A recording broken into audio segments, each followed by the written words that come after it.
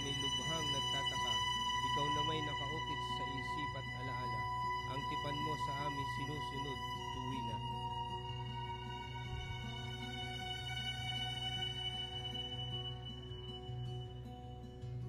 Verse 19, gayunpamay iniwan mo kami iyong biniyaan sa gitna ng ganid at pusikit na karimlan.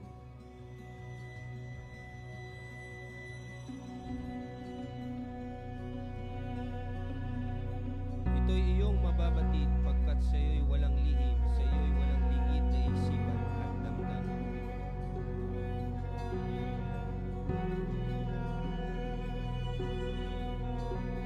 Verse 23, gumising ka sana, Yahweh, sa paghimlay ay gumising, bumangon ka, kailan may wag mo kaming itakbutan.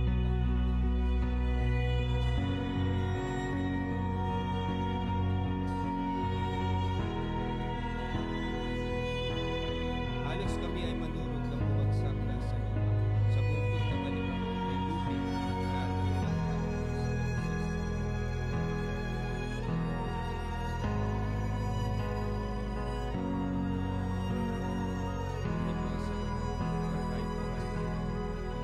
Dakilang Diyos, tunay ka po. Diyos na nagliligtas sa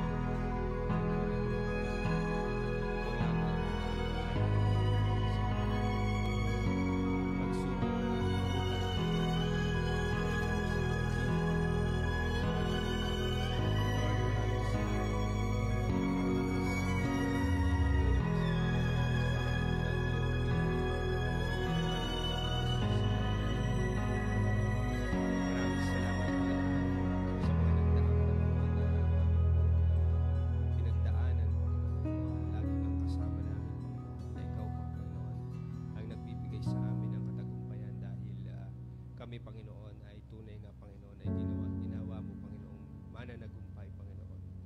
Dahil sa aming pagkilala, pagtanggap, Panginoon, ng iyong kaligtasan at pag-ibig na hindi nagmamaliw mula noon hanggang ngayon, Panginoon. Maraming salamat po, Diyos, sa inyo pong walang hanggan, Panginoon, na pag-ibig sa bawat isa po sa amin. Dakilang Diyos, sa oras pang ito, nagpapasalamat po kami, Panginoon, sa nagdaang isang linggo, Panginoon, na aming buhay, na ikaw, Panginoon, ay nagbigay sa amin ng pagpapala, Panginoon, pag-iingat, at ganoon din, Panginoon, sa mga pagsubok, Panginoon, ng buhay, Panginoon, ay patuloy na ikaw yung kasama namin, Panginoon, at ikaw patuloy na sa amin po ay gumagabay, Panginoon, sa buhay po namin ito. At maraming salamat po, Panginoon, sa oras na ito na muli pa po, Panginoon, ay dinako mo kami muli upang ikaw ay bigyan po namin ng mataas na pagpupuri, pasasalamat, Panginoon, sa iyong mga patuloy, Panginoon, na ginagawa mo po sa amin. Lord, sa oras pong ito, Panginoon, inaanyayahan po namin ang muling pagsama ng inyong pong banal na Espiritu, Panginoon, sa amin pong kalagitnaan ng patuloy, O Diyos, na ikaw lamang, Panginoon, ang makita, mataas sa amin pong kalagitnaan, Panginoon. And Lord, especially, Lord, sa aming pong mga puso, sa aming isipan, ikaw nga po tunay, Panginoon, na wala pong manililiyo sa iyo. Ikaw po, Panginoon, patuloy, O Diyos, na magsiyasat sa amin, Panginoon, Panginoon, na nakikita mong karumihan na hindi naayon sa iyong kalooban. At nakasakit na iyong mga damdamin, Panginoon, sa aming pong mga pagkukulang, pagkakamali, at nagagawang kasalanan hindi namin sinadya o sinadyaman, Panginoon, ay patuloy, O Diyos, na ikaw po ang dumalisay sa amin upang, O Diyos, kami po ay maging karapat-dapat sa pagbulog sa inyong pong harapan sa oras na ito. Maraming salamat po, Panginoon, ang inyong patnubay na iyong banal na Espiritu, Panginoon, namin hinihiling sa amin pong sa oras na ito, sa amin pong kalagitnaan. Maraming salamat po, Panginoon Jesus. Ito pong aming samot dalangin. Amen.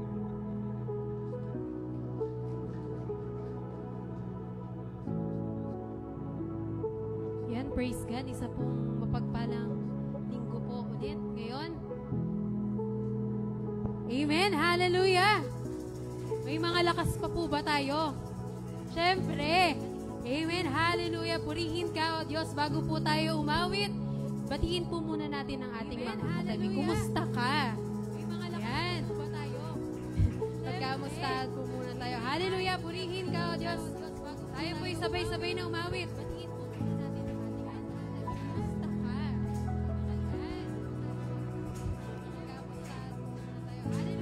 sabay-sabay na umawit. Hallelujah! Sabay-sabay na umawit.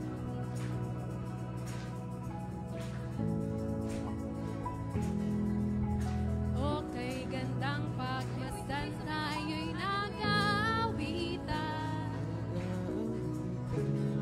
Pumapasok sa tahanan niyang may kagalakan. At doon ay nagpupuri, walang hanggang kasiyahan. Sa Diyos na nabubuhay magpakailan pa man. Minsan nga po, hallelujah! O kay gandang pagmasdan tayo'y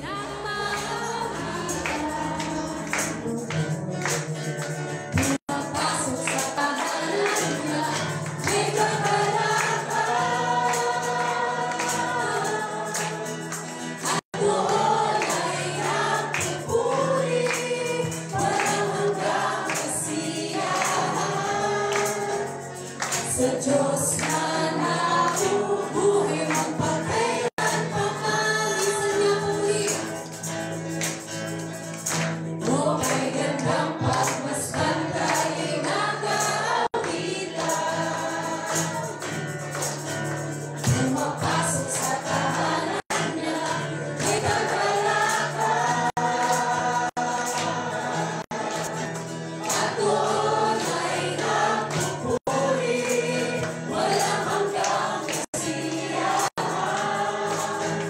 Sa Diyos na nabubuhay magpakailan pa man.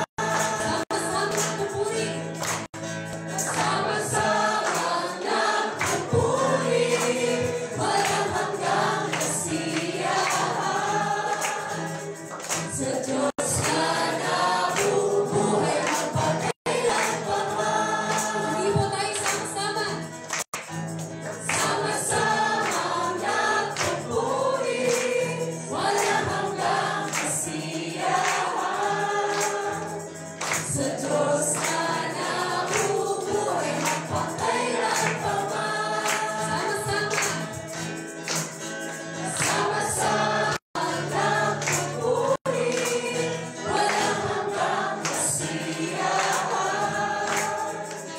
Sa Diyos na nabubuhay magpakailan pa man. Sa Diyos na nabubuhay magpakailan pa man. Sa Diyos na nabubuhay magpakailan pa man. Hallelujah, piliin ko, Diyos. Hindi nga po tayo umawit ng pumuli at masasalamat sa ating Panginoon. Hallelujah.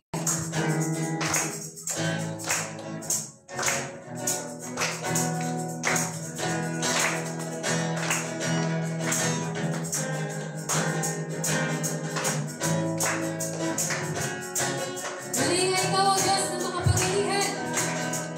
Diyos na makapangyarihan, aking kataas-taasan, sa aking puso ay nananahan. Pagpapalamot pasama ay laging nararanasan, kailanman hindi mag-iisa. Diyos na makapangyarihan, Diyos na makapangyarihan, aking kataas-taasan, sa aking puso ay nananahan. Pagpapalamot pasama ay laging nararanasan, kailanman hindi mag-iisa. Diyos na makapangyarihan, aking kataas-taasan, sa aking puso ay nananahan. Pagpapalamot pasama ay laging nararanasan, kailanman hindi mag-iisa.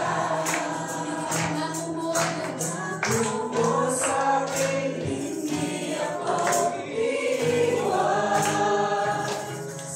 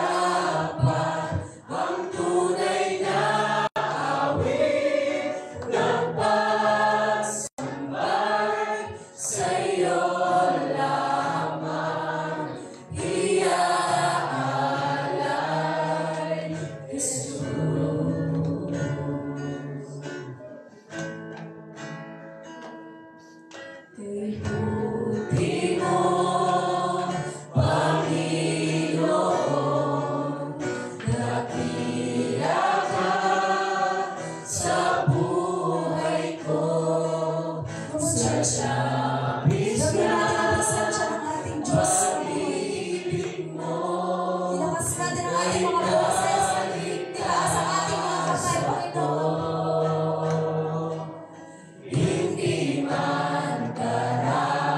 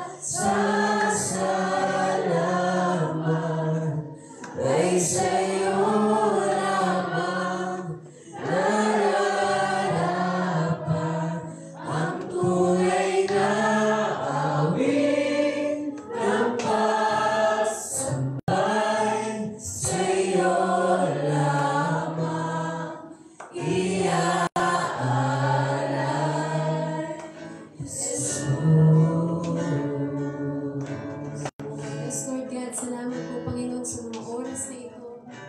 Kahit na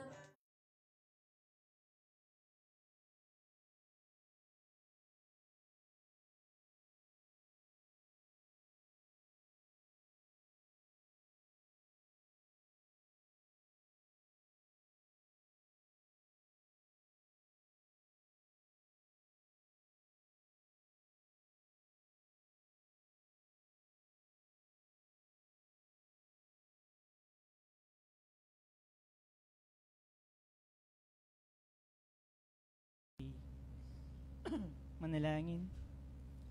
Kagaya, Panginoon, ng aming inawit, O Diyos, sadyang hindi man kami karapat-dapat. Ngunit marami pong salamat sapagkat binigyan mo kami ng tinig upang Ikaw, O Diyos, ay aming papurihan, sambahin at pasalamatan sa lahat. Tunay nga, Panginoon, dalangin po namin, O Diyos, ang patuloy na kahabagan mo sa buhay po namin. At pagpapatawad mo, Panginoon, sa aming mga pagkukulang, pagkakamali, na nagagawa pa man, Panginoon, hayag man o lihim, O Diyos, hinihingi po namin ito ng kapatawaran.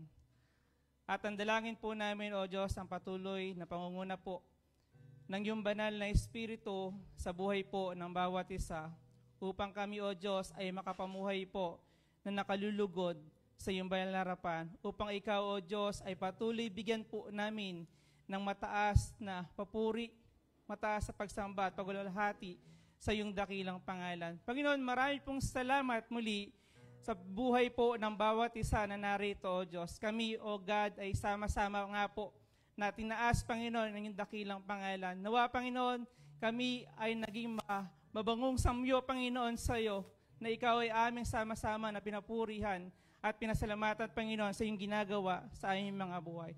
Minsan pa muli, Panginoon, dalangin po namin, O Diyos, ang aming bansang Pilipinas. Ikaw, O Diyos, ang patuloy nga po na manguna po sa bawat leader po na nakaupo at nangunguna, Panginoon, naglilingkod sa aming bansang Pilipinas. Lord, Ikaw po ang magbigay po ng banal na pagkatakot, Panginoon, sa kanila upang magampanan po nila, Panginoon, ang mga tungkulin ay binigay mo rin po, Panginoon, sa kanila. Panginoon, marami pong salamat sapagkat alam po namin na Ikaw po ang nagtakda, Panginoon, na sila o nagpahintulot, O Diyos, na sila ay makaupo. Kaya dalangin po namin na sila ay paalalahanan, Panginoon, sa kailang paglilingkod, ay magampanan po nila ng tama ang kailang mga tungkulin, O Diyos. Lord, marami pong salamat sapagkat alam po namin na Ikaw, Panginoon, ang tunay nga po na mangunguna, Panginoon, sa kailang mga buhay. Dalangin din namin, Panginoon, O Diyos, sa oras pang ito. Ang bawat may karamdaman, Panginoon, na nasa ospital, ang bawat may karamdaman, Panginoon, na nasa kailang mga tahanan, Lord, Ikaw po ang tunay nga po na humipo sa kanila at magpagaling. Hipuin mo sila, Panginoon, ng iyong magpapalang mapangyarihang kamay at igawad po ang kagalingan, Panginoon, sa kanila. Hindi lang, Panginoon, sa pisikal, Panginoon, maging, Panginoon, sa kailang espiritual, na Ikaw, O Diyos, ay makilala nila at tanggapin bilang Panginoon Diyos at tagapagligtas. Panginoon, marami pong salamat. Ikaw din, Panginoon, magpuprovide ng lahat ng kailang pangangailangan. Ang bawat doktor na tumitingin sa kanila, ang bawat nurse, Panginoon, nag-aalaga sa kanila, ang bawat gamot na kailang iniinom, Panginoon, ay makabuti po upang, Panginoon, sila ay gumaling. Lord, dalangin din namin, Panginoon, ang bawat kapatiran po namin na may kanya-kanyang naranasan, Panginoon, sa buong buwan ng Agosto hanggang sa buong linggo, Panginoon. Ikaw, O Diyos, ang patuloy nga po nagbibigay ng kaaliwan, Panginoon, nagbibigay ng kapayapaan sa kailang mga puso at isipan, Panginoon. Sa bawat pagsubok na kaming dinaranas, Ikaw, Panginoon, patuloy na sabi nga na pag-aralan kami kanina, Panginoon, kami ay manatili, Panginoon, sa iyong pananampalataya namin sa iyo, sa pagtitiwala namin, Panginoon, sa iyo. Kaya, Panginoon, dalangin po namin, kami patuloy mong samahan at pangunahan. Panginoon, sa gawain pong ito, ang dalangin namin, O Diyos, ay ikaw ay maitaas, ay ikaw ay mabigyan ng mataas sa pupurit pagsamba, Panginoon. At sa magdadala, Panginoon, ng iyong salita, ikaw po ang patuloy nga po na mahayag at makita, Panginoon. At ito'y, Panginoon, ay maging buhay, Panginoon, na gabay sa bawat araw ng aming mga buhay. Lord, ibinabalik namin ang mataas sa papuri, ang mataas sa pagsamba, sa tanging pangalan ni Jesus na aming tagapagligtas. Amen po.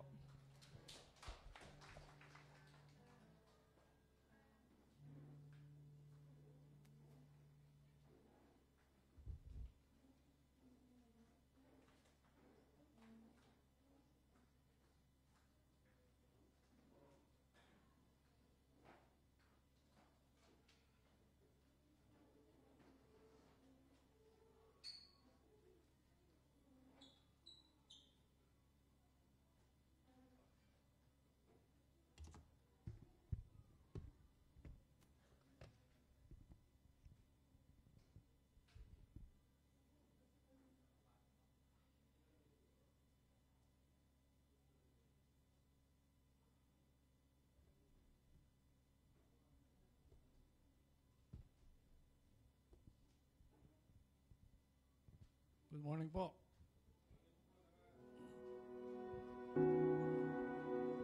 Today is the first Sunday of the month. At muli tayo naman ay isinako sa ating banal na at ating pag-uusapan sa umaga po ito ay sa banal na hapunan. Ito po yung ating pag-uusapan sa umaga po ito.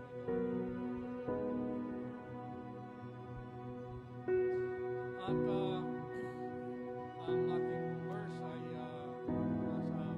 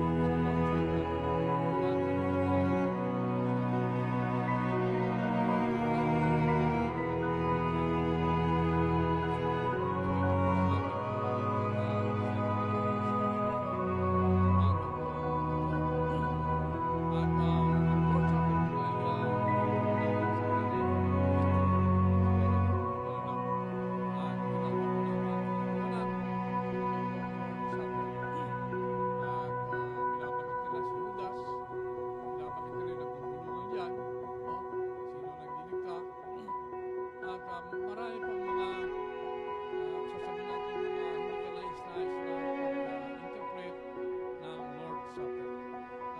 Bago pong lahat, tayo muna ay manalangin. Panginoon, salamat po sa umagang ito na kami po ay nagkabulay-bulay muli at amin pong patuloy na pag-uusapan, Panginoon, ang inyong pong banal na salita, Panginoon. Panginoon, allow us, Lord, to understand your word. Allow us, Lord, to know your will, Panginoon, as we continue to dig deeper on the words that you are going to provide to us this morning, Panginoon. Panginoon, there are things that we cannot really understand, but we believe in you, Panginoon, na kayo, Panginoon, mag-open up ng puso ng bawat isa, na kami, Panginoon, ay mag-awar ng kaunawan sa mga bagay-bagay na nasa iyo matutunan po namin, Panginoon. Lord, kayo po ang mangusap sa bawat isa. Kayo, Panginoon, ang humipo ng bawat isa na magkaroon kami ng right attitude at humility, Panginoon, sa pag-unawa ng iyong mga salita, Panginoon. Salamat po, Panginoon. Salamat po. At anumang mga bagay, Panginoon,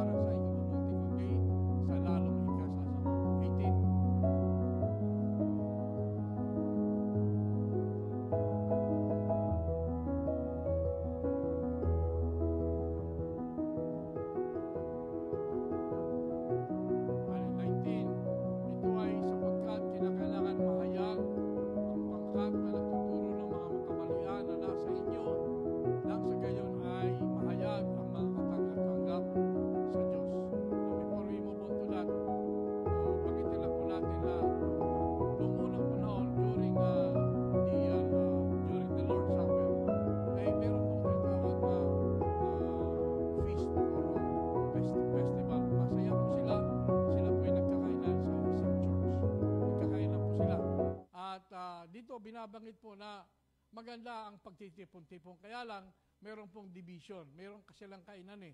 Yung mga kanya-kanyang grupo, sila-sila nagkakainan. So, nawawala ang terms of unity. At yung mga mayayaman, maraming dalang pagkain. Yung mahirap, walang makain. So, yun po ang nagiging problema. Kung kaya nga po, instead na unity, nagkakaroon po ng division. At ang pagtingin ng mga mayayaman doon sa mahirap ay napakababa sapagkat yung kanilang kinakain ay mahina. Ibig sabihin, kakaunti lang.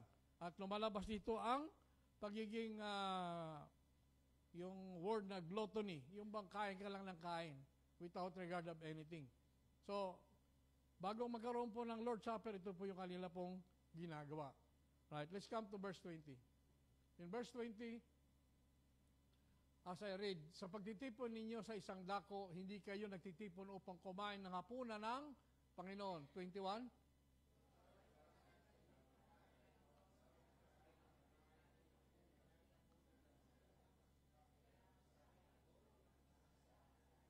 In 22, hindi ba mayroon kayong mga bahay upang doon kumain at uminom? O baka naman inahamak ninyo ang iglesia ng Diyos at pinapahiya nyo ang mga walang pagkain? Anong dapat yung sabihin? Pupurihin ko ba kayo sa ganito? Hindi ko kayo pupurihin. So as I have said earlier, during the feast, sa kanila pong pagsiselebrate, no po, ay kanya-kanyang kain po sila. At nabanggit nga sa ating mga previous na pag-aaral, marami ring nalalasing during this time. So nawawala yung purpose ng Lord's Supper. Ika nga, para lang sa sarili yung kailang tinitingnan dito. No? So let's go to verse 23. Ang sabi sa verse 23, ito ay sapagkat tinatanggap ko mula sa Panginoon, ang siya ko namang binibigay sa inyo ang Panginoong Hesus ng gabing siya ay pinagkanulo ay kumuha ng tinapay. 24.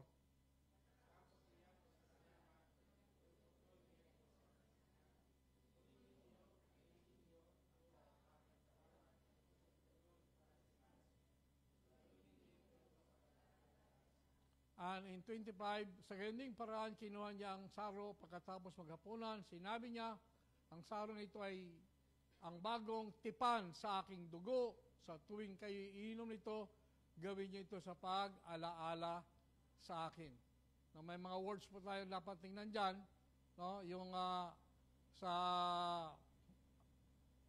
verse 23, maliwanag po, ang nagsasalita po dyan ay si Paul. So kung anong instruction kay Paul, yan ang nirelate niya sa mga taga-Korinto. Alright? Now, ang sabi rin po dyan ay, yung pong bread, ang sabi ng katuruan ng iba, ito daw po ay nagiging, ang bread daw po ay yung simbolo ng katawan ng ating Panginoon, at yung wine, ito daw po yung dugo. Ang tawag po dyan ay transformation. Ito po yung katuruan na sinasabi po ng mga Katoliko. Transformation pong tawag doon. Na nangyayari po na yung wine ay naging dugo at yung bread ay yung naging katawan ni Kristo. So nagkakaroon po ng transformation. Ito po yung mga ginigit po ng mga katuruan ng nasa Katoliko. At dito naman sa 25, ang sinasabi din po na ang bagong tipan. Ang lumang tipan, the old covenant, para maligtas ang mga tao ay, ang ginagawa nila ay through the priest. At ang priest naman ang siyang pumupunta doon sa Holy of Holy. Holy of Holy, at siyang pwede lang pumasok doon at mag-represent sa mga taong mga nagkakamali. They do it every year. Ito naman ngayon, ang sabi dito sa atin dito sa last, sa tuwing kayo inom nito, gawin niyo ito sa pag-alaala sa akin. Ito yung bagong tipan. Ito na yung one time na ang ating Panginoong Hesus ay siya nga po ay hinuli, hinatulan, pinarusahan, hinagupit, at ipinako sa krus, at by His blood on the cross, ang lahat ng kasalanan natin ay nalinis na. Past, present, and future. Sa lahat ng mga taong lalapit sa Kanya, hingi ng kapatawaran, sila nga po ay pinatawad na. One time lang po yon. Kung kaya nga po hindi na po ulit-ulit na ang Panginoong Hesus ay ipapako sa krus para sa kapatawaran po ng ating pong mga kasalanan. Let's go to 26. Ito ay sapagkat sa tuwing kakain kayo ng tinapay na ito at inom ng sasarong ito, inihayag ninyo ang kamatayan ng Panginoon hanggang sa siya ay dumating. 27.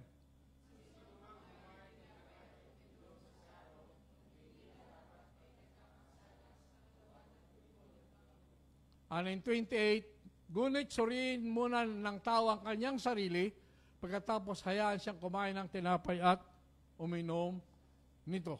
Alright. Tingnan po ninyo. Nandyan po sa 28 ang suriin. Kaya nga meron tayo binabanggit dito sa ating, bago tayo mag-take ng Lord's Supper, ay sinasabi po natin na saliksikin natin ang ating sarili.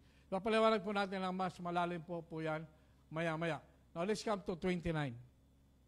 29. Ito ay sapagkat siya na kumain at uminom ng hindi karapat-dapat ay kumakain at uminom ng katulan sa kanyang sarili. Hindi niya kinikilala ng tama ang katawan ng Panginoon. 30.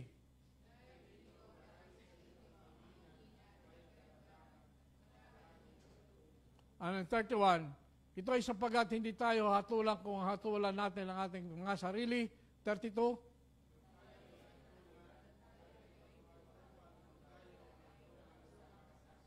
Yes, ito naman tungkol sa pagsaliksik sa ating mga sarili.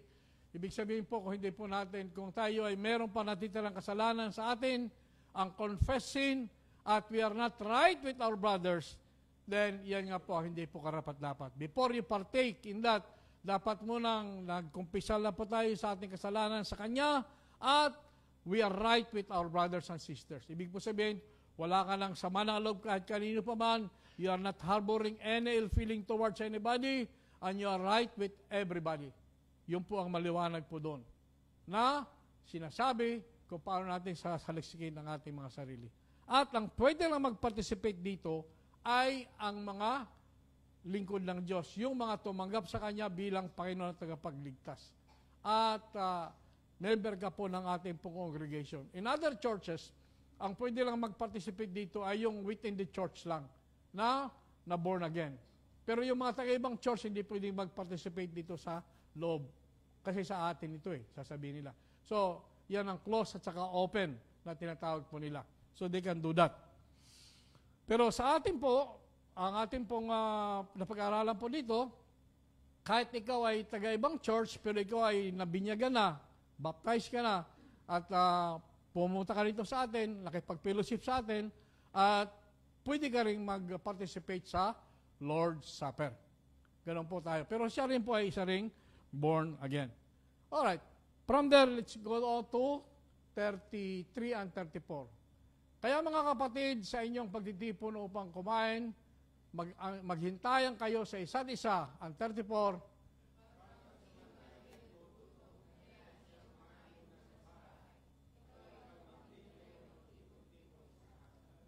alright. So maliwanag po mga kapatid na sa punto pong ito, 33 and 34, pinapakita yung unity. Dapat po tayo nagkakaisa. Hindi nag-uunahan sa pagkain, kagapaliwanag po sa mga Corinthians at that time, nag-uunahan sa pagkain po sila. Wala silang sense of unity. At kung sakasakali naman na bago ka pumunta among the Corinthians, bago ka magpunta doon sa pagtitipon, dapat ay may laman na ang iyong tiyan. Kumain ka muna sa inyo. Nang sa ganun, pagpunta mo doon sa feast na tinatawag, bago ang Lord's Supper, may laman na ang tiyan mo. Nagkaroon kayo ng feast, nagkain lang kayo. Nang sa ganun naman ay hindi ka parang gutom na kakain doon. So, ang purpose noon ay para maitanghal natin ang ating Panginoon. So with that, tayo po naman ay dadako na sa mga sa iba pa. No? So, hihimayin mo natin. After that, hihimayin po natin.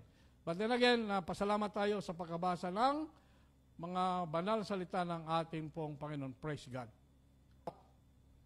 Ang Lord's Supper, mga kapatid, ay very significant po talaga ito. Alright? Significant and full of meaning. Ito ay hindi po natin itong ating pong pag-aral ng Lord's Supper. At ang Lord's Supper ay tagaroon din Christian communion. Sabi po, communion din po yan. At dito po tayo ay bumabalik doon sa kamatayan ng ating pong Panginoon sa krus. At the same time, it represents yung victory ng ating pong Panginoon over death and His resurrection. And remember, siya nga po ay pinako at matapos siyang ipako sa krus, siya nga po ay inilagay doon sa kanya pong libingan, may boulder sa malaki, at nagtaka kung bakit siya ay nag-resurrect. So siya ay nabuhay na muli.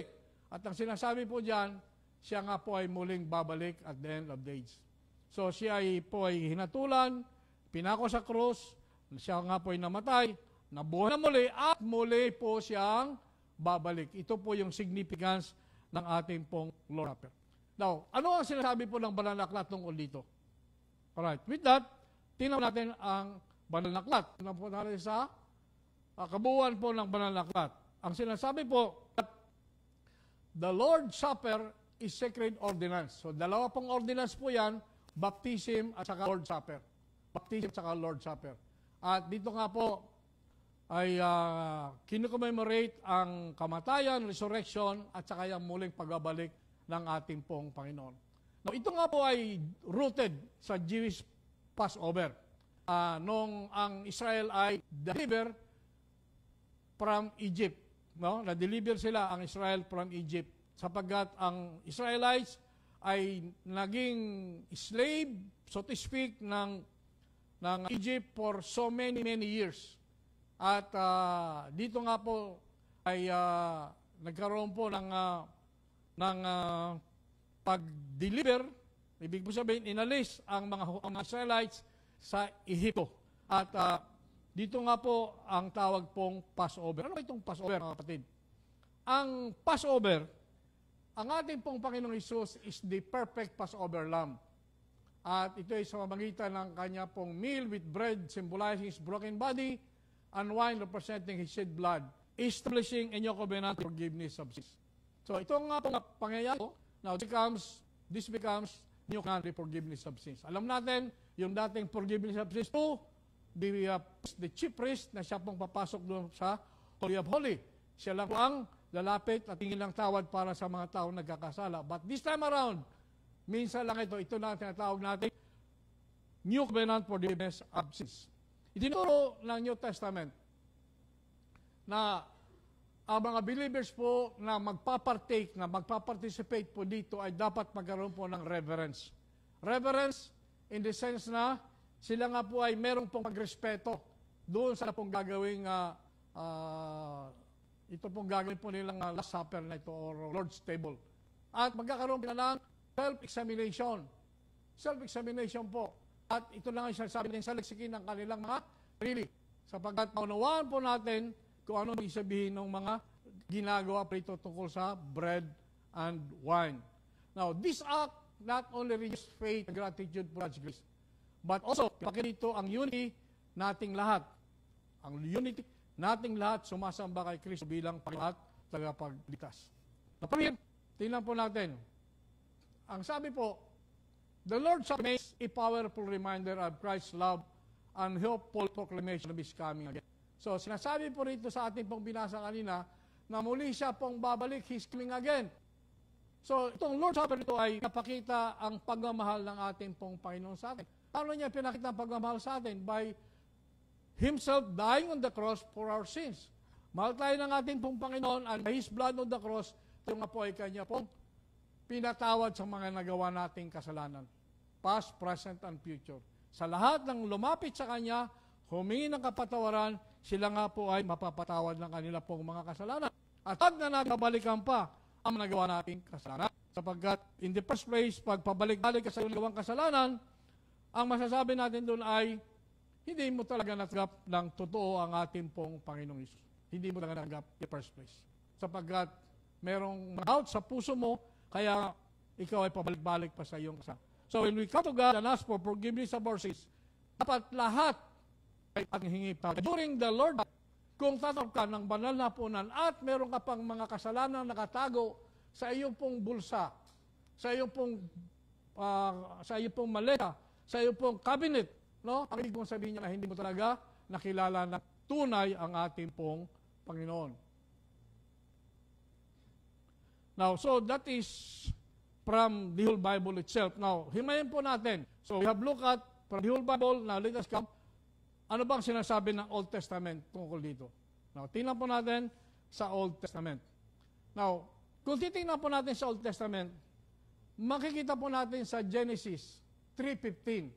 Nandito po yung first messianic prophecy in the Bible called the Proto-Evangelium or the First Gospel. Ang ibig mo sabihin nito na ito po yung unang sinabi na meron pong prophecy. Now, we understand na ang buong Biblia ay napakaraming pong prophecy. Napakaraming mga sinasabi tungkol sa mga parating na mga bagay-bagay. Alright. Pero dito sa Genesis 3:15, ito yung messianic prophecy. Ibig sabihin, meron talagang anointed one that is coming. And walang iba kundi ang ating pong Panginoong Hesus. At ito nga sinabi na ang ating Panginoong Hesus is prophesied to crush the power of Satan as he did with conquered sin and death through resurrection. So, itong first messianic prophecy, ibig sabihin Messiah, the anointed one, sinasabi na mangyayari po ito. At ito na nga po ang sinasabi po sa Genesis. Tingnan po natin ano sinasabi sa Genesis. And I will put enmity between you and the woman, and between your spring and hers. He will crush your head, and you will strike his heel. Now, ang close-up dito ay ang ahas, no? Sinasabi natin, the evil one. Ang sinasabi po dito, maliwanag na instruction ito, o sinabi niya ng ating Panginoon ito doon sa ahas, doon sa Satanas na yan, sinasabi natin. Ang sabi po nila ay yung ahas, the evil one, Satan. Now, ano naman po ang ibig po sabihin ng Proto-Evangelium? Kung babalikan po natin, no? Ang po dyan ay called the Proto-Evangelium, the First Gospel. Anong ibig sabihin niya? Tingnan po natin muna. Nagkaroon tayo ng kaunting titingin. Ang sabi po, the Proto-Evangelium in Genesis 3:15 promises Savior who will defeat Satan and restore humanity. This prophecy is fulfilled in Jesus Christ who provides freedom from sin and victory over evil. So itong Proto-Evangelium, he's talking about Jesus Christ, na siya ang, he will defeat Satan and he will restore humanity. So this is prophecy. Prophecy ito maliwanag, at ang sinasabi po dito na si Satanas nga po will be defeated. So yan po ang ibig pong sabihin niya. At si Jesus Christ nga po will give us freedom from sin and victory over evil. At nakita po natin that on the cross, dito nga po nagtagumpay ang ating pong Panginoong Hesus. By His death on the cross, siya po ay nagtagumpay. And so, doon po sa Genesis 3:15, ito na nga po yung ultimate fulfillment in the person of Jesus Christ. His life and resurrection provided the victory over sin, and that was foretold. Kaya kung mapapansin po ninyo, nung earlier pa, doon sa bago ipako sa krus, ay yung kanyang disipulo na hinarangan pa na arestuhin siya. Nakasugat pa siya doon sa mga huhuli sa kanyang makal. Sinawa yun ng ating Panginoong Hesus. That is why, through His sacrificial act on the cross, the head of the serpent was crushed, bringing the defeat of evil and the restoration of hope for humanity. Sacrificial act on the cross. Bakit sacrificial? Sapagkat buhay po niya bilang tao at bilang Diyos, siya nga po ay ipinako sa krus at siya nga po ay namatay at nabuhay na muli. Sacrifice. God the Father sent His only Son para po tayo iligtas sa ating po mga kasalanan. Yan ang maliwanag na ultimate sacrifice that was done on the cross para po tayo ay maligtas sa tunay na kamatayan sapagkat nandoon po ang kapatawaran na nagawa po nating mga kasalanan. Now, ito pong feast na tinatawag, ito nga po yung sinasabi doon po sa mga Hudyo, sa Jewish nation. It is commanded, no? May command po ang ating pong Panginoon na i-celebrate October nito. Pagkat ang October, ang pinakamalaga ng the Jews. Bakit po? Sapagkat ito nga yung deliverance ng Israelites from slavery in Egypt. So, imagine po natin, ilang daang taon silang naging slave ng mga Egypto, but then again, sila nga po ay na-delivered. No? Ibig sabihin po sila ay nakawala doon sa talikala na nakatali sa kanila nung sila ay nasa Egypto. Now, paano po sila nakawala doon? Of course, God plagued Egypt until they obeyed His command to release His people. The last plague was the death of all of their firstborn. So, napag-aralan na po natin ito na ano ba ang plague sa Tagalog? Sumpa or salot, no? Kasi nga matigas ang puso nung hari, hardened hearts sa kanya. Ilang sila, imagine 10 plagues, no? Yung frogs, sumunod, yung blood, yung frogs, yung gnats, yung flies, yung livestock, namatay lahat ng mga firstborn na livestock, baka, sheep, tsaka mga goats, no? Lahat pa yung nangamatay. Boils, ano yung boils sa Tagalog? Parang pigsa. And then, locust, hail, yellow, bumagsak. Locust, yung ano yung locust? Grasshopper ba yun? Kumakain sa mga palay, di ba? Oo, mataklong yan. Lost. Then dark, and then the last one ay firstborn. Imagine all of this. Alis ng hari ng Egypto ang mga Israelites. Matigas ang ulo talaga. Matigas ang puso niya. Until yung firstborn. This is the last straw. Ibig sabihin, sinabi ng ating Panginoon na ang lahat ng Israelites, magkate kayo ng lamb, goat, person, at saka kaysa kunin ang dugo at ipintura sa mga pintuan. Yun po ang instruction ng Panginoon. Sapagkat kung sakaling dumaan ang angel of death, ay pag nakita yung pintuan mo na may dugo, then it will be over. Lipat doon sa kabila na walang dugo ang pintuan. Hello? Are you still with me? Nagkukwento tayo, ha? Alright. So, yun na nga po. Nagkaroon na nga po ng judgment. Kaya nga po lahat ng firstborn, nagsimula doon sa anak ng hari, sila nga po ay namatay. Pero ang lahat ng mga anak ng mga Israelites, mga Jew ay hindi po naman, na-separate po sila. Sa lahat po ng temple, hindi po natamaan doon ang mga Israelites. Hindi po naman. Ang natamaan lang ay ang mga Egyptians. Now, ang mga Israelites were spared because through Moses, no, mag-instruction ng Panginoon para po sa kanila. Na ganito kayo para hindi kayo matamaan ng angel of death. So saan inilagay ang dugo? Doon po sa pintuan po nila, sa doorpost po nila. Sa lahat po ng kanila pong mga bahay. At saka yung angel of death ay nag-pass over them. Kaya tinawag na pass over sapagkat instead na dadaan sa kanila yung angel of death, nilapasan sila. Pumunta doon sa kabila. Kaya nga po tinawag na pass over. Now, God commanded Israelites to observe the Passover feast annually as a lasting ordinance. So, may ordinance na sinasabi ang Panginoon na observe niyo ito. Annually. So, ito yung instruction na every year, ito yung po yung kanilang ginagawa. Now, si King David po, at saka yung Isaiah, ay kanila pong hinulaan. Hinulaan po nila na there will be great mental that Jesus would endure. And since this was the feast of remembrance, it was to be carried out into future generations. So, inaalala sa kanilang feast na ito, inaalala yung physical and mental suffering na nangyari kay Jesus. At ito nga po yung feast of remembrance, inaalala. As we now conduct this Lord's Supper, inaalala din natin ito kung paano ang nangyari kay Jesus. Inaalala po natin, kaya po tayo meron po tayong Lord's Supper or Last Supper na tinatawag. So that is coming from the Old Testament. Now let us come to the New Testament. Sa New Testament, maliwanag po sinasabi, itong pong tungkol po sa Last Supper na ito po ay nandun po sa ating pong four Gospels. Nandun po ito sa Matthew, Mark, Luke, at saka nandun po ito. Naka-state po ito doon. Kung ano po ang, may kanya-kanya po silang mga sinasabi tungkol doon po sa four Gospel na po yan. Now, ang laman po nun, all po, this includes, ano nangyari? Yeah. Oh, sabi po na, in this, Paul reminded the Corinthian church of the seriousness of the communion memorial.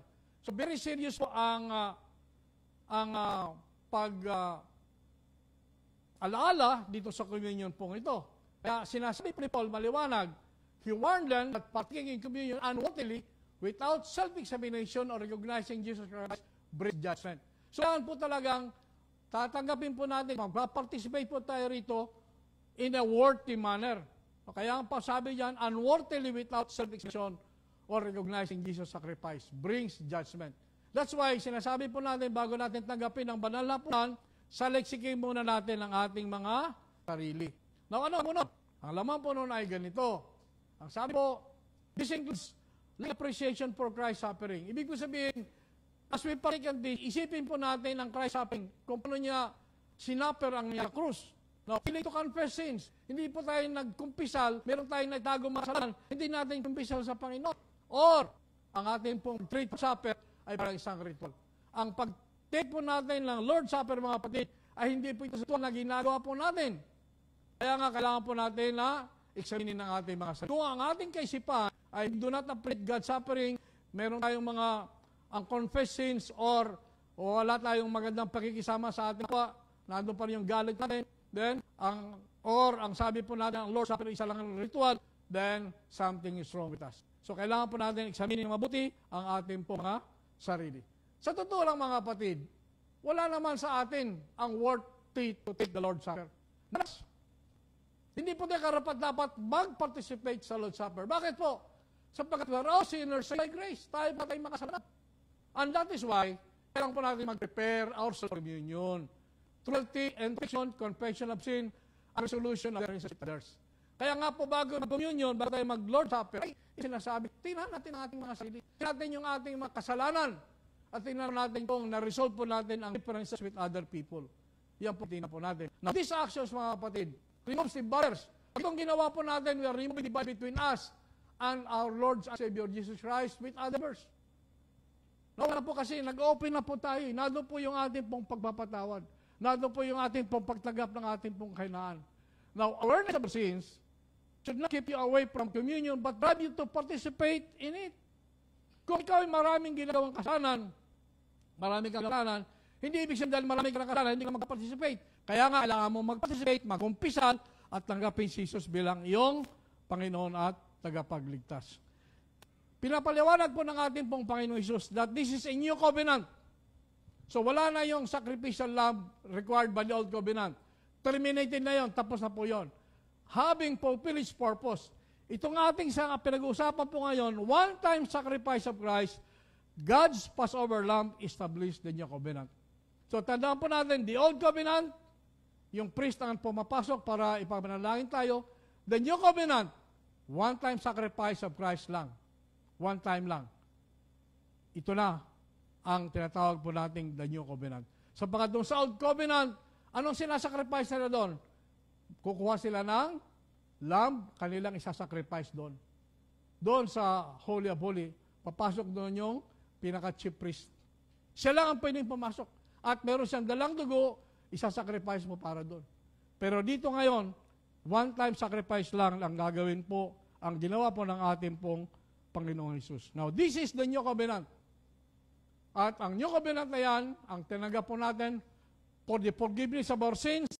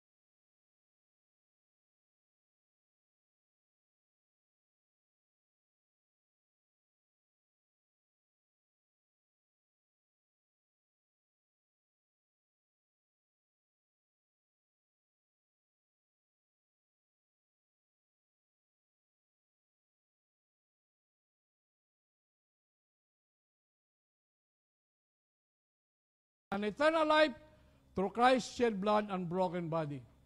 Now, this is celebrated as we remember Him in the Lord's Supper. Kaya itong kamatayan ni Jesus sa krus ng Kalbaryo, ito yung pong ating sineselebrate sa pamamagitan po ng Lord's Supper. He died on the cross for us. He died on the cross to save us. Every Mass nila ginagawa po yan. Ang iba naman, every week.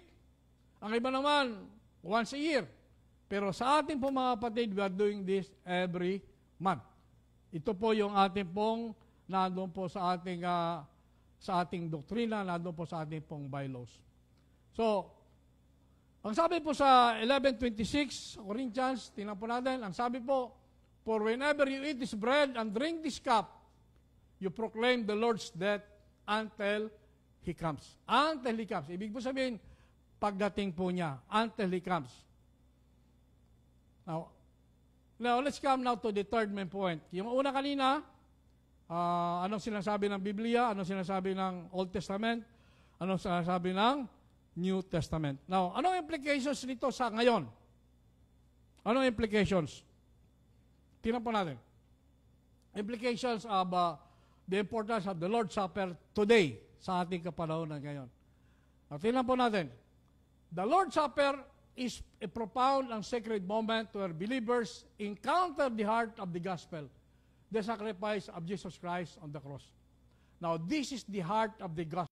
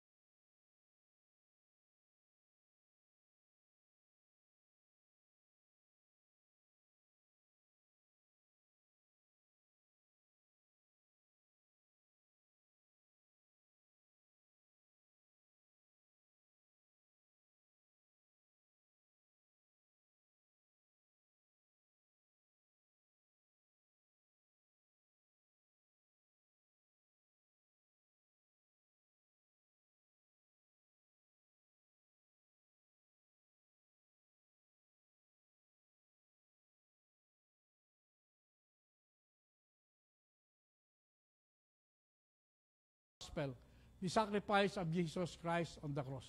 Kaya nga yung gospel po natin na ang Panginoon Jesus lang by His blood on the cross, tayo nga po ay nahugasan sa ating mga kasalanan. Now, each time the bread is broken and the cup is shared, it powerfully reminds us of Christ's body given and His blood shed for the forgiveness ng kanyang kapong dugo para po sa kapatawaran ng mga nagawa po nating kasalanan. Now, this ordinance, itong ordinance na ito, now, meron pong ordinance at meron pong ordinance. Ano pong pagkakaiba? Pag tinawag pong ordinance, ito po yung batas na dapat sundin. Alright. Pag tinawag pong ordinance, walang I, ito po yung talking about military hardware. Talking about explosive. Yan pong ibig sabihin po ng ordinance. Kaya wag po nating i-miss yung dalawang pong yon. Ordinance at saka ordinance. Ito nga ating pinag-uusapan ngayon ay ordinance. So ito ngayon ay ordinance na sinasabi po for us to remember the deep of God's love and grace, renewing our faith and commitment to live in the freedom bought by Jesus Christ. Sacrifice.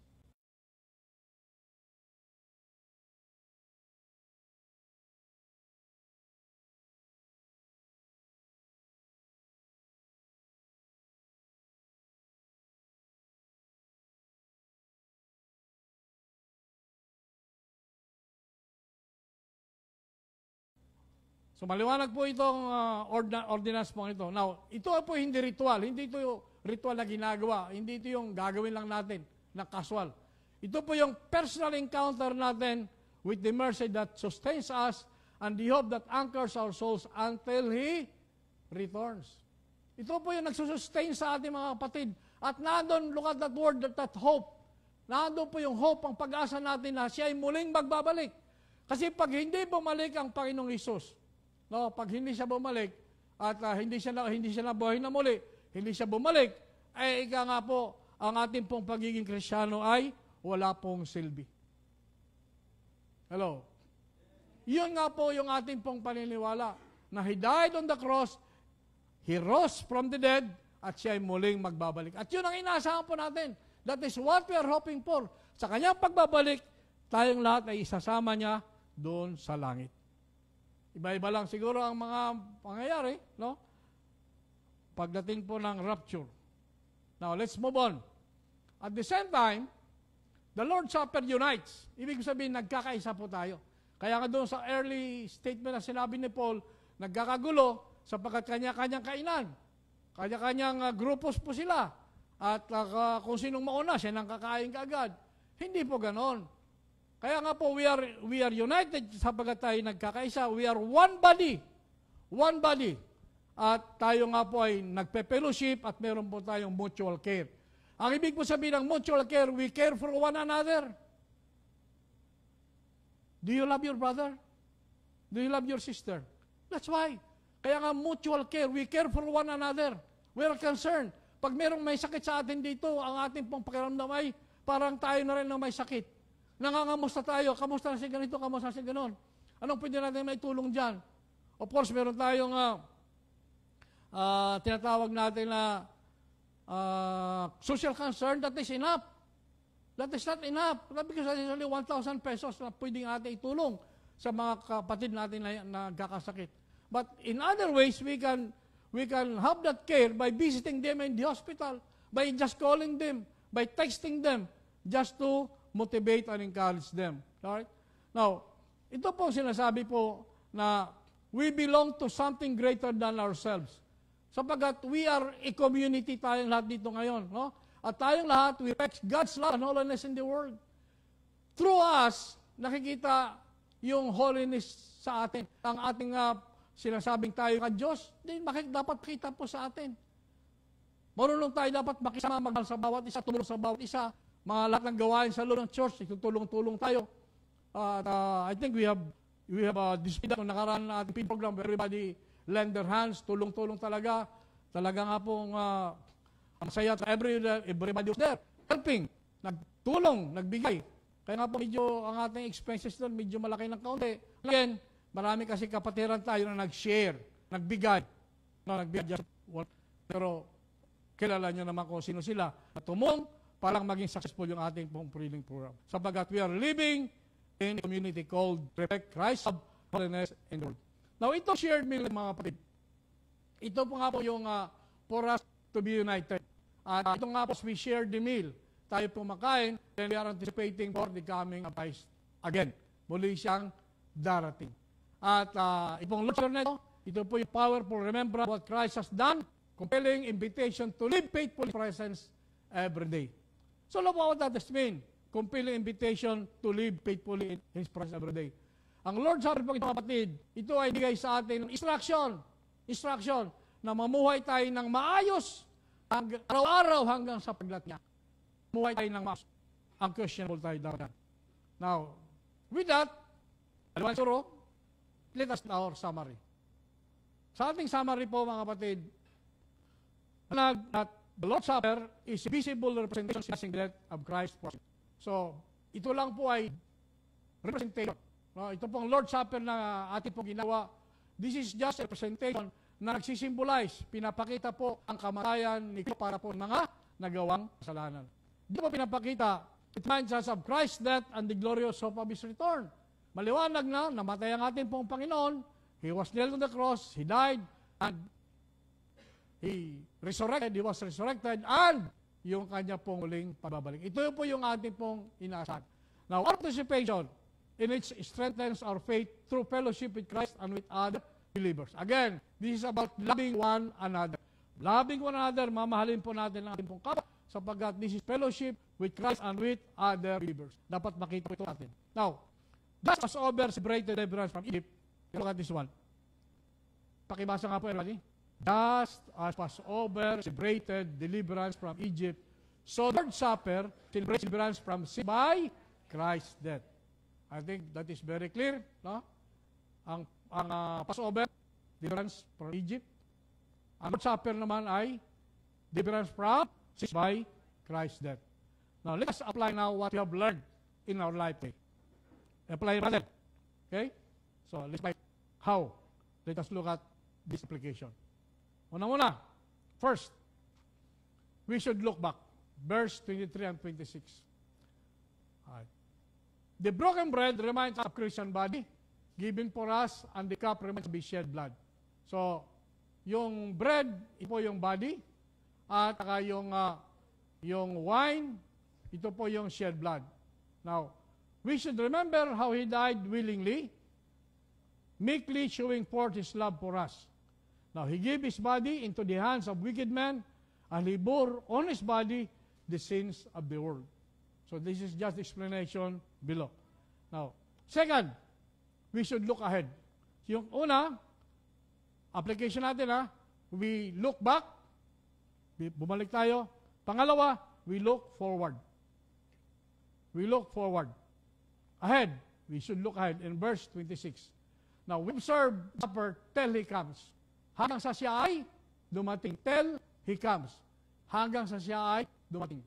Now, the return of Jesus Christ is the blessed hope of the church and the individual Christian. Ito yung asahan ng lahat ng mga Christian, ang muling pabalik ng ating pong Panginoon. Now, Jesus not only died, but He arose and ascended to heaven, and one day, maliwanag po, He returned and take us to heaven. Are you happy with that? Yeah, we are expecting that. Yung dapat ang aasahan po natin, that He will take us to heaven. Now, the third one, anong sabi po sa third one? We should look within. Sa sarili po natin. We should look back, forward, and within. Now, John did not say that we had to be worthy to partake the supper, but only that we should partake in a worthy manner. Look at that word, John did not say that we had to be worthy, hindi ka maging karapat-dapat to partake the supper, but only that we should partake in a worthy manner. So, pamaraang karapat-dapat. Sapagkat wala lang talang karapat-dapat tumanggap sapagkat tayong lahat ay makasalanan. Now, kaya nga po sinasabi po dyan, binigyan po ng din, we must examine our own hearts. Ibig sabihin, you heart check. Heart check. Heart check. Tingnan mo ang laman ng puso mo. Tingnan mo, we should examine our heart check, judge our sins, tingnan mo yung kasalanan mo, at ikumpisal mo yan sa ating pong Panginoon. Paano naman yung pabalik-balik ng kasalanan? Ang sabi po natin, from the very start, hindi talaga sila nakakilala sa Panginoon. Kasi nga bumabalik sila sa kasalanan patay backslide nila So, ibig sabihin, ginagawa niya lang itong katatawanan, itong paghingi ng tawad sa Panginoon. Now, to come to the table with confessed sins in our lives is to be guilty of Christ's body and blood, for it was sin that nailed Him to the cross. So, kailangan po mga kapatid na meron tayong ikumpisal po natin ang mga nagawa po nating kasalanan. And then, finally, to look around. Tingnan po natin. Look back, look forward, look within, and we should look around sa ating pong kapaligiran. Paano ba? We should not look around in order to criticize others believers, but in order to discern the Lord's body. We are not here to criticize other people. We are not here to judge other people. Hindi po tayo magja-judge.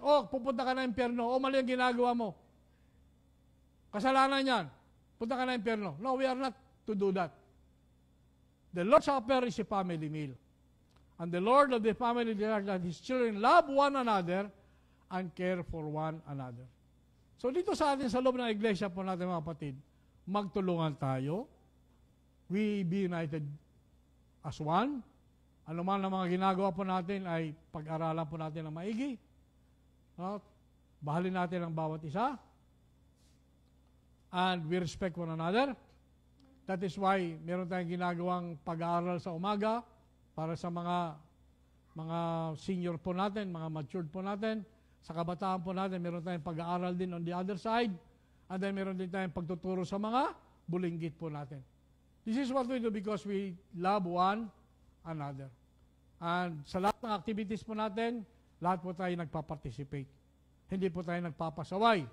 Pagkat we love one another. Now, let us read this one. Everybody, please.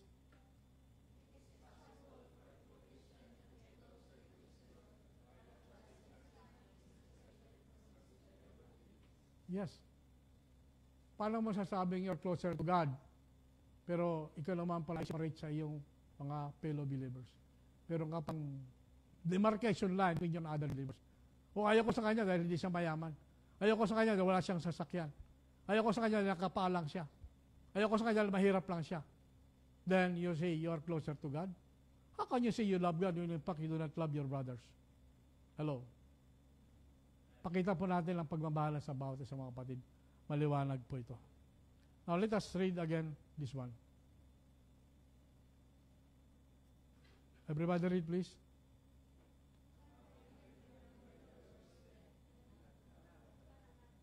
Beloved, if God so loved us, we ought also to love one another. No one has ever seen God, but if we love each other, God lives in us, and His love is brought to full expression in us. With that, mga kapatid, maliwanag ang ating pong pinag-aralan sa umaga pong ito kung ano po ang Lord's Supper. We understand the background, we understand its implications today in our lives, and nakita po natin dito na gagawin po natin ito tuloy-tuloy until He comes, hanggang sa muli siyang bumalik. With that, we terminate our teaching, our preaching for this morning, but we will still continue to glorify and worship God sa pamamagitan po ng ating pong panalangin. Let us all stand.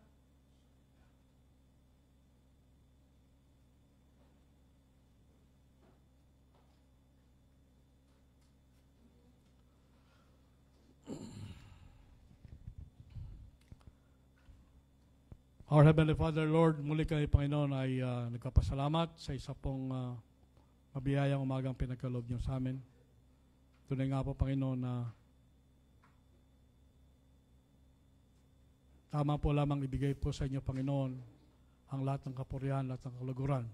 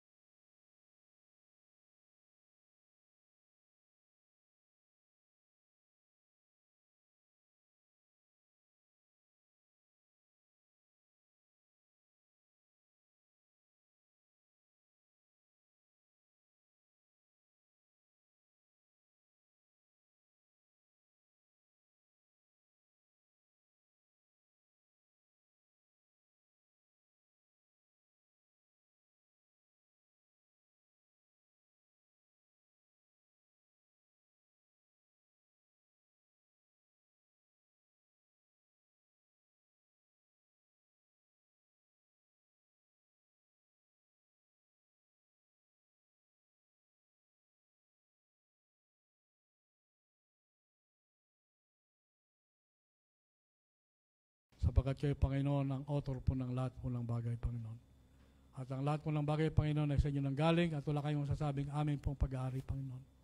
Ang tuloy na, Panginoon, sa amin pong patuloy na pagbibigay kaluguran sa iyong pong pangalan, Panginoon, amin pong dalayan, Panginoon, na sa amin pong pag-aaral ito, Panginoon, ay nagkaroon kami, Panginoon, ng malalim pang kaunawaan, kalinawan, Panginoon, na ang pag-participate, Panginoon, sa banal hapunan ay hindi po ritual na gawain, kundi ito po, Panginoon, ay ang pagkilala sa nangyari po sa cross ng Kalbaryo, the ultimate sacrifice done by Jesus Christ on the cross, for us to be cleansed of our sins, and for us to have that future ahead with our Lord and Savior Jesus Christ in heaven, Panginoon. Lord, salamat po sa assurance. Lord, salamat po sa walang sawang pagmamahal na inukol yung Panginoon sa bawat isa. Salamat po, Panginoon. Salamat, Panginoon, for the sustenance, Panginoon, na iyong pong pinagkakalob sa amin, Panginoon. Sapagkat tunay nga po, Panginoon, na kung wala kayo, Panginoon, ay wala naman kami talagang magagawa, Panginoon. Lord, salamat at binigyan niyo kami ng hope, binigyan niyo kami ng courage, binigyan niyo kami, Panginoon, ng bright future, Panginoon, na amin pong nakikita, Panginoon. At kami po, Panginoon, ay waiting, Panginoon, nag-aantay, Panginoon, ng inyong pong muling pagbabalik, Panginoon. At kami, Panginoon, ay muling lumalapit sa inyo, Panginoon, na as we wait for your time to come, Panginoon, magkaroon kami, Panginoon, ng tunay na lakas, ng tunay na drive, na encouragement, na motivation, Panginoon, na kami, Panginoon, ay gagawa po, tuloy-tuloy, Panginoon, na lalakad, Panginoon, sa Espiritu at katotohanan, nang sa ganun, Panginoon, kayo, Panginoon, ay hindi maligaw, Panginoon, ng landas. Salamat po, Panginoon, salamat. Salamat po sa inyong pong patuloy na biyaya at grasya sa bawat isa. Panginoon, muli, tinataas po namin ang lahat po ng bagay pong ito. In your name alone, in Jesus Christ alone.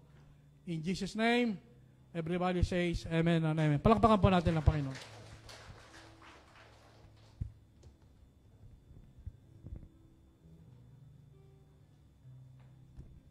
Yan, maraming salamat po.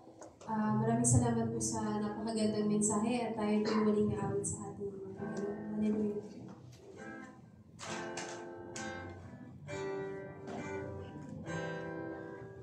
Tayo po sabay-sabay na.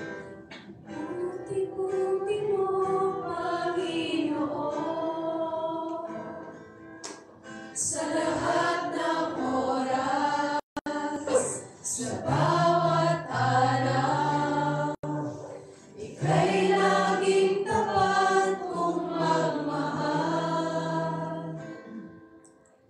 Ang iyong awa ay magpawalang hanggan.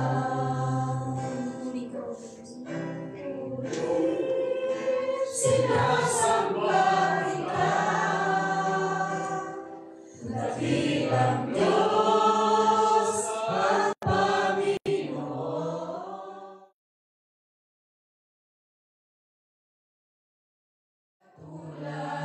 Tunay na ika'y di nababago, mabuti ang Diyos na sa akin ay nagmamahal. Puti-puti mo, Panginoon, sa lahat ng oras, sa bawat araw, ika'y laging tapat kong magmahal. Ang iyong kaawa ay magpawalang hanggan. Pinupuri, sinasamba kita, dakilang Diyos at Panginoon. Tunay na ika'y walang katulad, tunay na ika'y di nagbabago, mabuti ang Diyos na sa akin ay nagmamahal. Pinupuri, sinasamba kita, dakilang Diyos at Panginoon. Tunay na ika'y walang katulad, tunay na ika'y di nababago, mabuti ang Diyos na sa akin ay nagmamahal. Mabuti ang Diyos na sa akin ay nagmamahal. Mas po, palakpakan po natin ang ating Panginoon.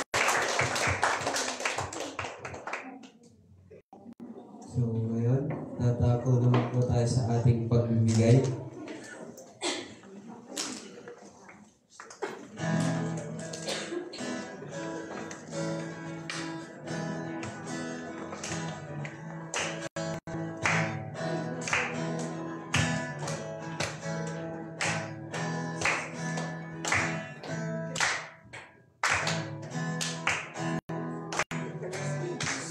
Sapat na at higit pa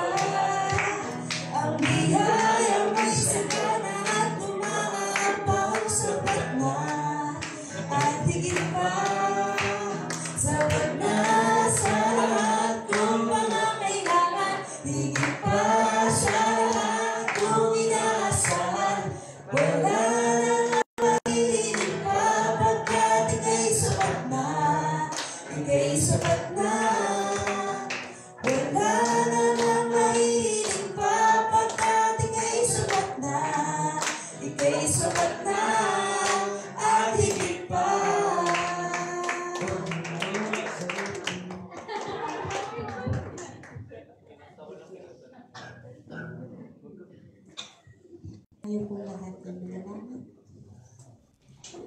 Panginoong Diyos na makapangyarihan sa lahat, patuloy po kaming magpupuri at sasamba sa iyo sa pamamagitan ng aming mga kaloob at mga ikapo na ito, Panginoon. Hinihiling po namin naway basbasan niyo po ang mga kaloob na ito na iniabot ng inyong mga anak upang magamit sa inyong iglesia lamang, Panginoon. Maraming salamat, Panginoon, dahil patuloy mo po kaming pinagkakalooban ng aming mga pangangailangan sa araw-araw. Salamat po sa probisyon ninyo sa amin sa bawat araw upang kami ay magpatuloy sa aming buhay, Panginoon. Salamat, Panginoon, hinihiling po namin na nawa basbasan niyo po ang mga kamay ng mga anak ninyo na patuloy na nagbibigay, patuloy na nagiging faithful sa inyo, Panginoon. Lord, basbasan mo po ang mga trabaho nila, Panginoon. Nawa, Panginoon, ibigay niyo po sa kanila ang kalakasan, Panginoon, sa kanilang mga trabaho. Naway, gamitin mo po ang mga anak mo, Panginoon, upang maging ilaw at asin sa kanilang mga trabaho, sa mga kanilang mga katrabaho, sila'y maging buhay na patotoo, Panginoon. Samahan mo po sila, Panginoon, sa araw-araw, O God. Lord, maraming salamat po sa mga kaloob na ito. Ito po ay aming ibinabalik sa inyo, Panginoon. Tanggapin niyo po nawa ang mga kaloob na ito, O God. Maraming salamat po. Ito po ang aming dalangin sa tanging pangalan ng aming Panginoong Jesus. Amen.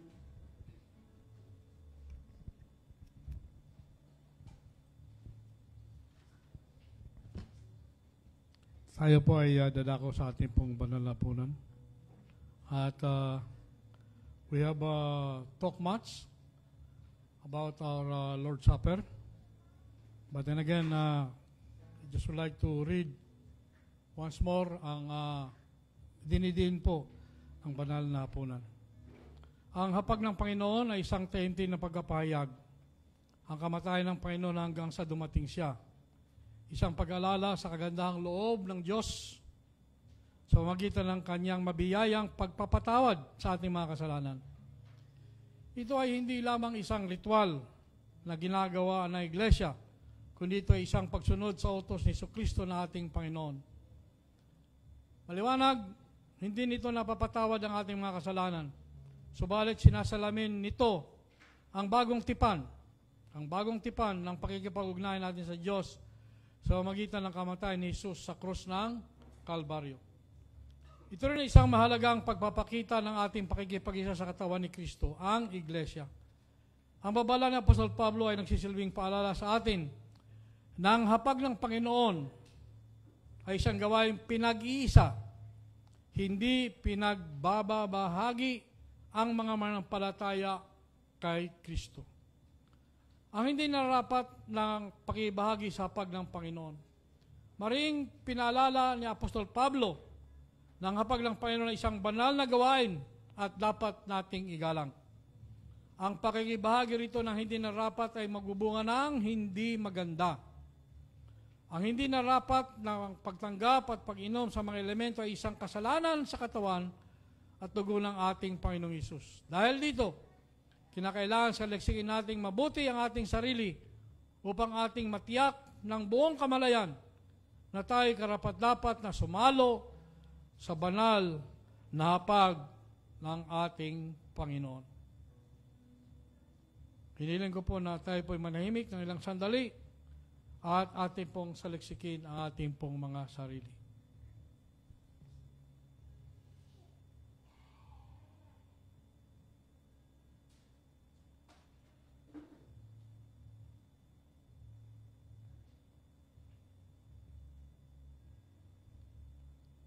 Tawagan ko po ang mga elders.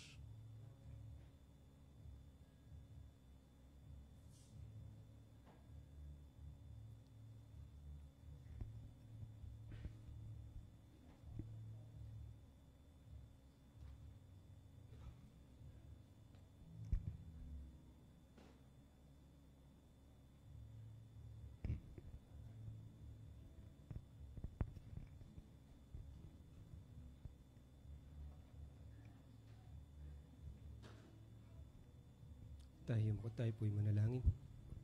Dakilang Diyos, muli po Panginoon, nagpapasalamat po kami sa pribilehong ito, Panginoon, na muli kami, Panginoon, ay inaalala ang inyong pong kamatayan doon po sa krus ng Kalbaryo.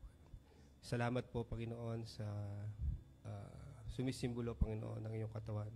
Sa mga tinapay na ito, Panginoon, na nabayubay doon po sa krus ng Kalbaryo, Panginoon. Kami po ay nagpapasalamat, Panginoon, dahil sa pag-ibig mo na, Panginoon, na hindi nagmaliw, Panginoon. Sa pagbayubay ng iyong katawan doon sa krus ng Kalbaryo, Panginoon, ay nagkaroon po kami ng kaligtasan na nagmumula sa inyo. At kami inibig mo, Panginoon, bagamat kami mga makasalanan, Panginoon, kami iyong pinatawad, Panginoon. Lord, maraming salamat po. At nawa, O Diyos, sa pag-alala namin ito, maalala rin namin, Panginoon, sa aming buhay, Panginoon, na maibahagi, Panginoon, ang inyong pong kaligtasan at pag-ibig na ipinagkaloob sa amin. Salamat, Panginoong Yesus. Amen.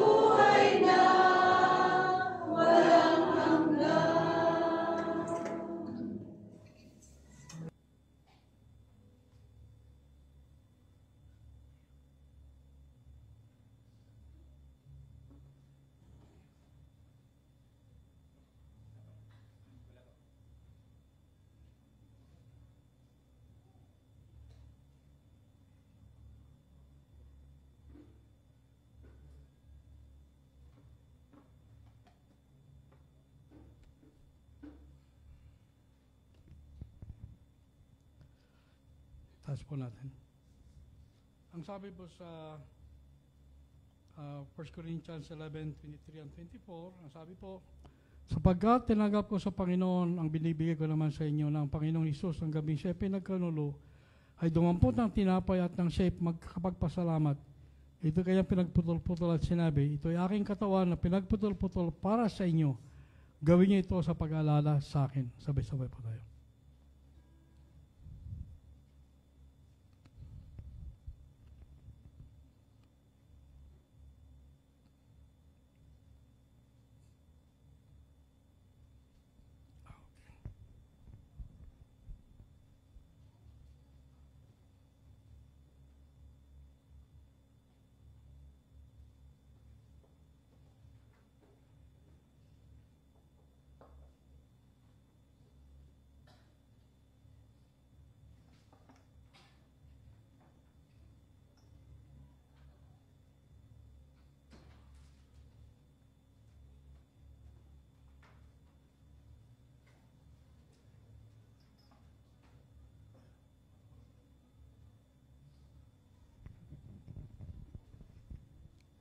Manalangin po tayo. O Diyos, Ama na yung banal at makapangyarihan sa lahat. Ngayon kami ay sama-sama na dumulog at lumalapit sa iyong mahal na presensya sa oras na ito. Lord, napapasalamat po kami sa iyong dakilang pag-ibig at pagmamahal, Panginoon, sa bawat isa sa amin, O Diyos. Kaya, Panginoon, sa oras na ito, Panginoon, aming alalahanin, Panginoon, ang iyong dakilang sakripisyo sa cross ng Kalbaryo, Panginoon, na binubuhos mo ang iyong dugo, O Diyos, upang sa kaligtasan ng lahat na sumasampalataya tayo at tumanggap bilang Panginoon sa kapagligtas. Lord, salamat, Panginoon, sa iyong sakripisyong pinakalubo, Panginoon. Kahit ikaw, O Diyos, ikaw, Panginoon, nagsakripisyo sa aming buhay, Panginoon.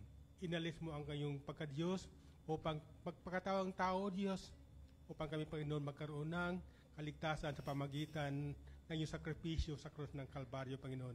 Lord, amin itong alalahanin, Panginoon, habang kami, Panginoon, nabubuhay sa mundong ito, Panginoon. Lord, salamat sa iyo sa dakilang pag-ibig at pamahal mo, Panginoon, sa bawat sa amin. Aming kang purihin, Panginoon, aming kang pasalamatan. Itong dalangin namin sa iyo, Diyos, sa pangalan ni Jesus. Amen.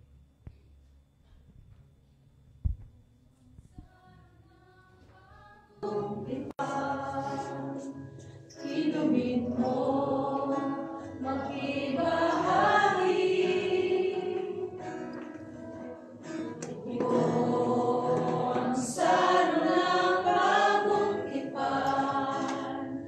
Inumin mo, makiisa. Yan ang dugong duwana upang ikaw ay luminis. Yan ang dugo ni Kristo na para sa iyo doon sa Kalbaryo ay luminis.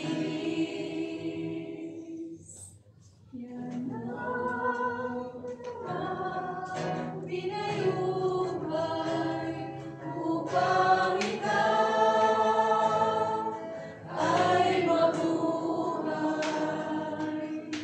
Yan ang dugo ni Kristo na para sa iyo doon sa Kalbaryo ay luminis. Taas po natin. Ayon din po sa 1 Corinthians 11:25 and 26, ganito po ang sinasabi. Sa iyon ding paraan ay kinuha niya ang kopa pagkatapos maghapunan na sinasabi, ang kopang ito ay isang bagong tipan sa aking dugo. Gawin niyo ito tuwing kayo inom ito sa pag-alala sa akin. Sapagkat sa tuwing kainin ninyo ang tinapay na ito at inuman ang kopa, ay pinapahayag ninyo ang kamatayan ng Panginoon hanggang sa dumating siya. Kagawin po natin lahat ang simbolo ng dugo ng ating pong Panginoon Jesus.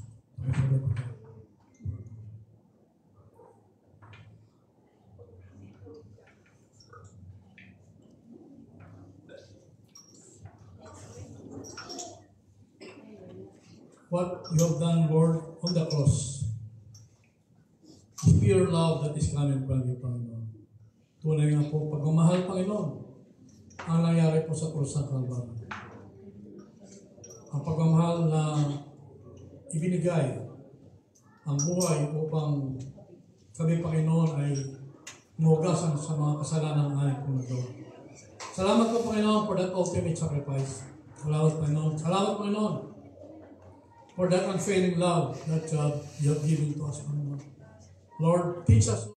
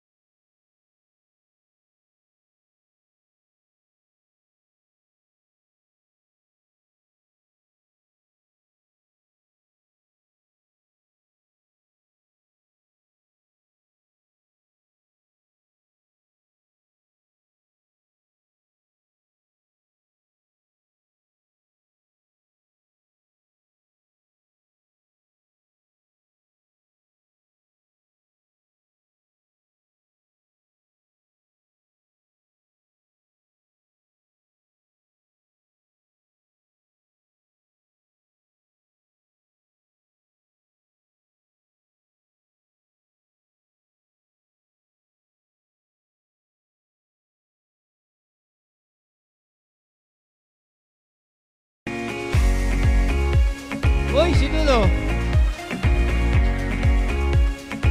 Bakit nagkaganyan yung picture niya? Si Bert Gonzales, 20.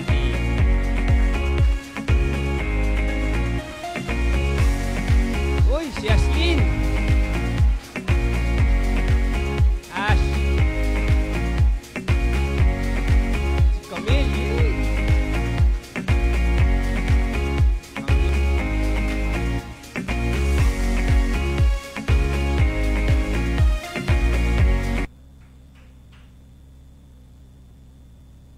Yay. Yan. Yan. Ating po mga birthday. Meron pa? Wala na. Ayan, yung ating pong ito po yung ating sa anniversary natin. Dapat masaulo na rin po natin yan. Yan.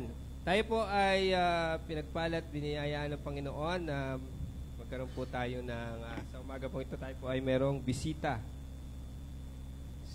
Siya po si Astor Saluranya. Welcome po, Kuya Astor. Siya po ay taga Christian Bible Baptist Church po, Manila. Po ay ating bisita.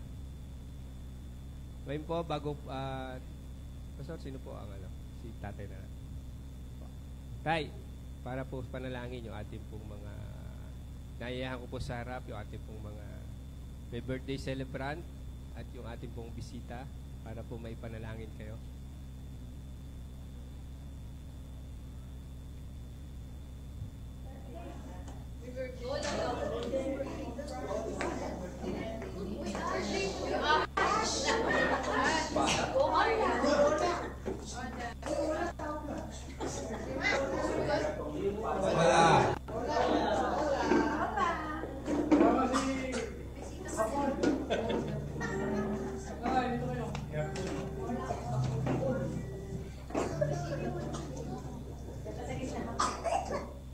Okay, ating panalangin ang may birthday, may kaarawan, bisita. Okay? Taas po natin ang ating kamay sa kanila at tayo ay lumapit sa Panginoon.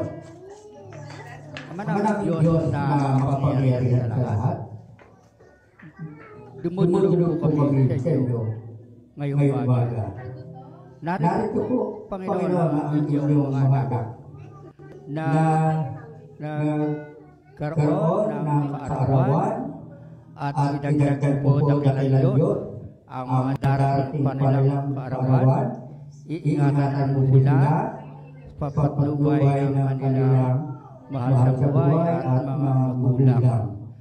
Ganyan dakilan Diyos ang mayroong anibersaryo ng kasal dakilan Diyos. Lalo tigit, Panginoon, kailangan ang gabay nila nang umula sa iyo, Panginoon. Para sila, Panginoon, ay maging saksi para sa kanilang mga anak na patuloy na naglilingkod sa iyo, Panginoon. Ingatan mo sila sa kanilang Diyos. Ganyan ang aming bisita, Panginoon. Umaasa po kami, Panginoon, na ang iyong presensya ang mamita sa Kanya ngayon sa bawat isa sa kanilang Diyos. Hinihingi namin ang iyong pagpapala at gabay mula sa araw na ito hanggang sa mga susunod na araw ng kanilang mga kaarawan at mga anibersaryo. At dalangin po ito sa kanilang Diyos sa pangalan ni Jesus na aming tagapagligtas ang lahat ng kanilang. Amen.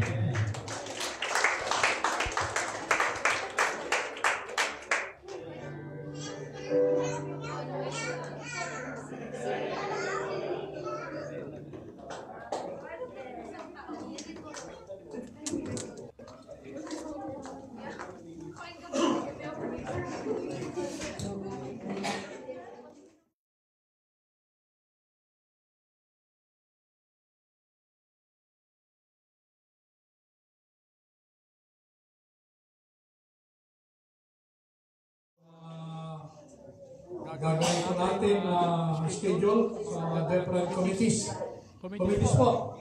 Magka-committees po tayo and everyone will be given its respective tasking.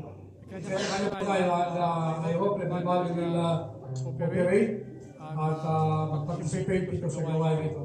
We have shown our unity, our participation, our cooperation. At dito so po, meron tayong one-time anniversary celebration by October. Kaya po ay demog at we'll double our efforts para po maging matagumpay itong gawangin ito para po sa kaluguran ng Panginoon. Everybody is enjoying to participate and share their time, their talents. Hanggang sa gano'n po ay makita nga po ang ating pong unity and teamwork and cooperation. Para po, hindi po para sa akin, hindi po para sa elders, kundi para po sa kaluguran ng ating pong Panginoon. We'll be doing regulations, we'll be doing some do's and don'ts para po sa lahat. We'll be doing people assigned for every activity. Gagawin po natin yun and we'll be publishing that hopefully by next meeting po natin. And we hope that everybody will share and cooperate and participate in this once-year undertaking. Sa mga t-shirt, namakita po sa t-shirt, ang church po ang sasagot sa printing, except lang po, kasama na po yan yun sa, meron kasi nag-donate ng t-shirt, at t-shirt po yung kanila nag-donate. So kung ito po ay pera, ito po ay nalaan sa ating po treasurer. Yabang mo i-donate po ay in-kind, so in-kind po ang donate sa atin with the t-shirt. At that is good for the praise and worship team. Kasama na po lahat. Now, yung iba na po naman hindi kasama sa praise and worship team ay kayo po ay magbigay na po ng inyong respective t-shirt at saka ang church po ang sasagot po ng printing po doon. Alright, so with that, still ating pastor sa kulo. Si Pastor Benny ay still ongoing treatment sa kanya pong problema sa kanya pong mata. And we just continue to pray for his speedy recovery. Okay po, so with that, tayo po nagtuloy-tuloy sa closing prayer and benediction.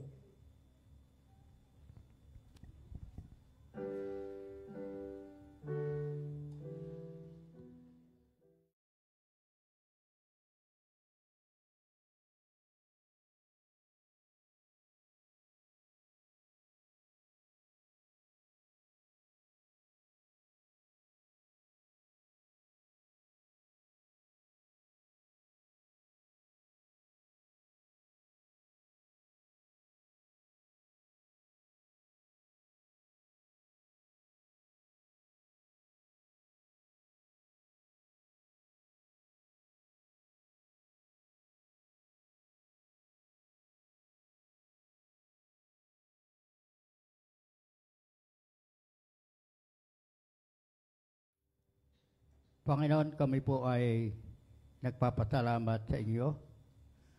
Ngayong umaga, naway naabot namin dakilang Diyos ang aming pagsamba sa iyo na may katapatan na paglilingkod. Sa Kanya na makapag-iingat sa inyo upang hindi kayo magkasala at makapag-harap sa inyo ng walang kapintasan at may malaking kagalakan sa Kanyang kaluwalhatian. Sa isang Diyos na ating tagapagligtas, sa pamagitan ng Jesucristo na Panginoon natin, sa Kanya ang kaluwalhatian, kadakilaan, kapamahalaan, at kapangyarihan mula pa nung una, ngayon at magpakailanman. Amen.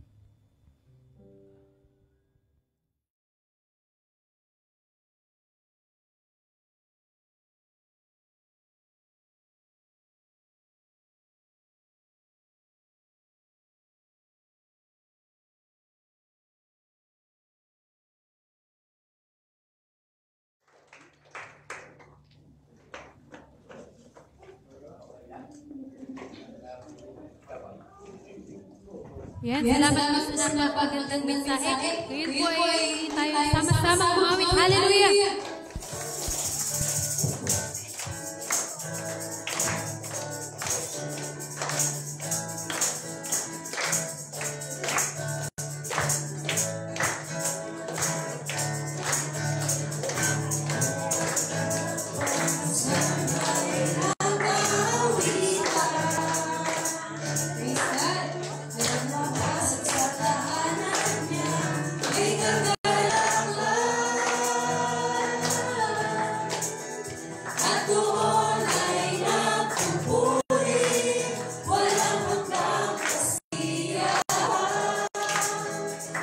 Sa Diyos na nabubuhay magpakailanpaman. Saan nga po?